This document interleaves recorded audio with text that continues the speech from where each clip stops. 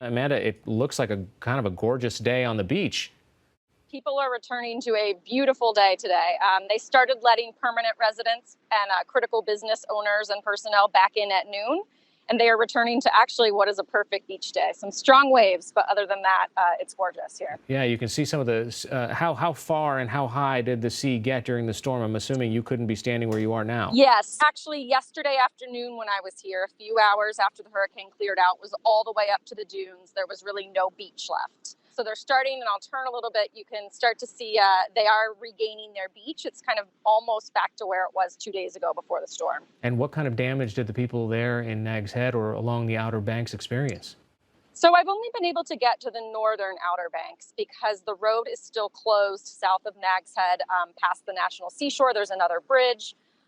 Anytime there's a severe storm here, it gets really hard to get to Cape Hatteras, Ocracoke Island, of course, which has been on the news, Frisco, areas like that.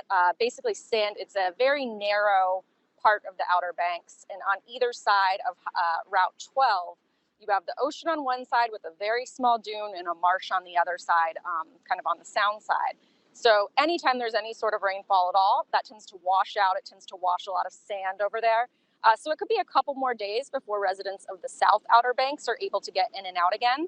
But in the areas of the Northern Outer Banks, people are able to return starting today. All right, so these are people who are familiar with living along the coast. Did most of the people there evacuate when they were told to? No.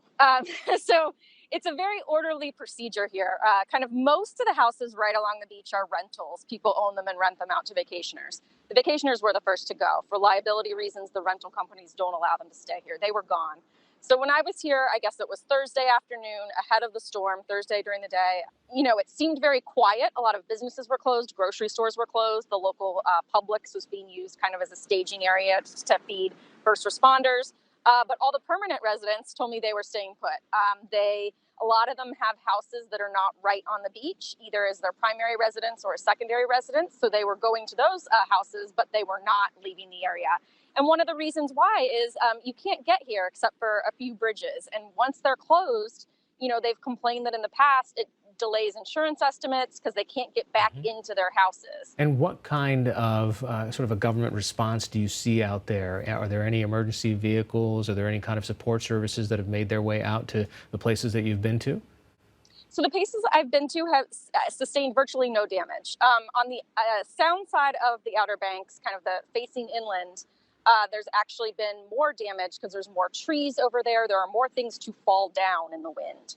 So you see a lot of utility trucks out today, the North Carolina Department of Transportation, clearing debris, things like that, looking at power lines, fixing utility poles, people cutting trees that have fallen. But even the houses right along the ocean, I've spent today and actually yesterday, right after the storm came through, right along the beach road. And, people put up their storm shutters, and other than some, broken fences and things like that, the houses here are all okay. All right, Amanda Becker of Reuters joining us from Nags Head via FaceTime. Thanks so much. Thank you.